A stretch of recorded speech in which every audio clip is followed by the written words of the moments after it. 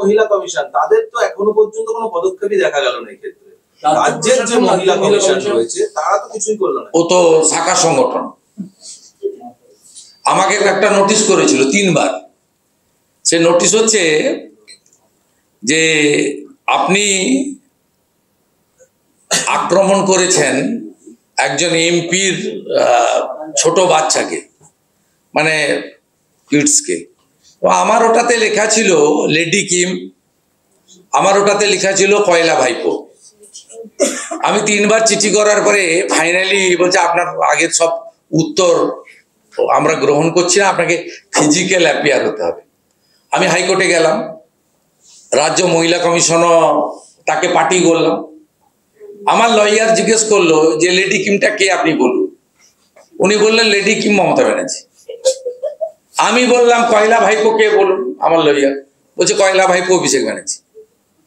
ওনারা গিয়ে কোর্টে বলছেন, জাজ অর্ডার দিলেন যে উনি তো কোথাও নাম লিখেননি, উনি বলেছেন লেডি কিম, উনি লিখেছেন কয়লা ভাইপো। তাহলে কোথায় গিয়ে খুঁজবো? মানে ঠাকুর ঘরে কে, আমি কলা খাইনি। এই তো রাজ্যের মহিলা কমিশনের অবস্থা।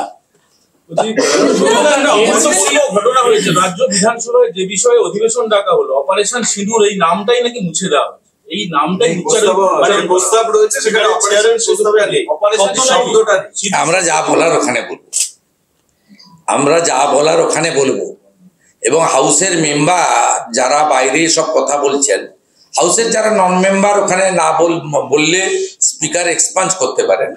যদিও একাধিক পেপার কাটিংয়ে যা যা হয়েছে বলবো, কিন্তু হাউসের সদস্য মানে আমার কাছে হেরে পরে আবার শোভনদেব চ্যাটার্জিকে পদত্যাগ করিয়ে যিনি কম্পার্টমেন্টাল জিতেছেন, মমতা ব্যানার্জি, তিনি যা বলেছেন হাউসে উঠবে। নরেন চক্রবর্তী এমএলএ পাণ্ডবেশ্বর যা বলেছেন হাউসে উঠবে। যদি মুখ্যমন্ত্রী থাকেন ভালো, না থাকলে ওনার যারা কর্মচারীরা থাকবেন তাদেরকে এর উত্তর দিতে হবে। আর যদি উনি থাকেন উনি উত্তর দেবেন। মহেশতলার যে ঘটনা, বাচ্চাটাকে এখন খুঁজে পাওয়া যাচ্ছে না, বারবার মানে যে দোষী তাকে গ্রেফতার করা হয়েছিল কিন্তু তার বয়ানে বারবার বদল হচ্ছে। এটাই তো ডায়মন্ড হারবার মডেল। মহেশতলা তো ডায়মন্ড হারবারে, এটাই তো মডেল। এই মডেলই তো 7,15,000 ভোট। Diamond Harbour model, real model. শুভেন্দুদা, ডিসেম্বর মাসে যে গীতা পাঠের যে আয়োজন করা হয়েছে, এই মুহূর্তে যে পরিস্থিতি রাজ্যে, সনাতনী হিন্দুদের একজোট হওয়াটা কতটা জরুরি এবং তাদের কি বার্তা দেবেন? ব্রিগেডের মাঠে তারা আসবেন, এটা তো যারা করছে সনাতন সংস্কৃতি পরিষদ তারা বলতে পারবে। এর আগে কলকাতায় যে গীতা পাঠ হয়েছিল লক্ষমণ্ঠে, সেখানে 1,30,000 মতো লোক পার্টিসিপেট করেছিল, আমরাও গেছিলাম হিন্দু হিসেবে। এবারও আমরা 7ই ডিসেম্বর যাব। আমি এটা এলওপি বা এমএলএ বা বিজেপির একজন হিসেবে বলবো না, একজন হিন্দু হিসেবে বলবো যে অত্যন্ত আনন্দের খবর যে 7ই ডিসেম্বর 5 লক্ষ কণ্ঠে গীতা পাঠ হচ্ছে।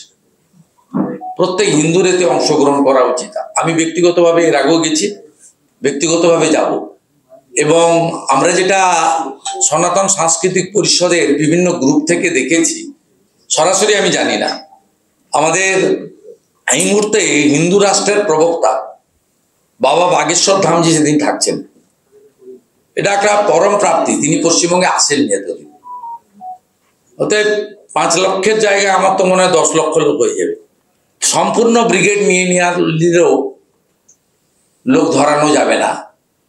এক গীতা পাঠের মাহাত্ম্য এবং মাধুর্য, আর হিন্দু রাষ্ট্রের সর্বশ্রেষ্ঠ প্রবক্তা বাবা বাগেশ্বর ধামের উপস্থিতি। আমরা সেই দিনটার জন্য অপেক্ষা করব, কয়েকটা মাস অপেক্ষা করতে হবে।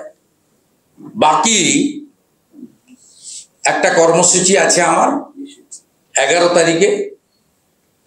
হিন্দুদের আরেকটি বড় কর্মসূচি আসছে, শ্রী শ্রী জগন্নাথ দেবের রথযাত্রা। পশ্চিমবাংলার বিভিন্ন রথযাত্রা কমিটিকে নিয়ে একটা কর্মসূচি আছে আইসিসিআরে 11 তারিখে। আপনারা তার খবর সূচনা পেয়ে যাবেন। ওই দিন আমরা আমাদের বিষয়গুলো জানাবো।